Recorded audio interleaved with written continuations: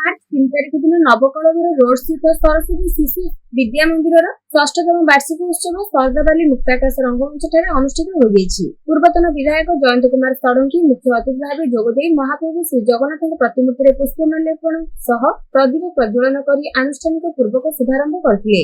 खेलकूद सह भल पाठ पढ़िया परामर्श देथिले। मुख्य वक्ता भाव मंडल शिक्षा अधिकारी प्रमोद कुमार कर, सम्मानित अतिथि भाव प्राक्तन नगरपाल सुरेन्द्रनाथ दास, विशिष्ट समाजसेवी चक्रधर महापात्र, डाक्टर राधेश्याम रथ, विद्यालय सभापति आईनजीवी समरेन्द्र मिश्र, संपादक राजकिशोर महांती, प्रधानाचार्य ममता महांती जोगदे शिशु मानक शिक्षार उन्नति उपरे परामर्श देथिले।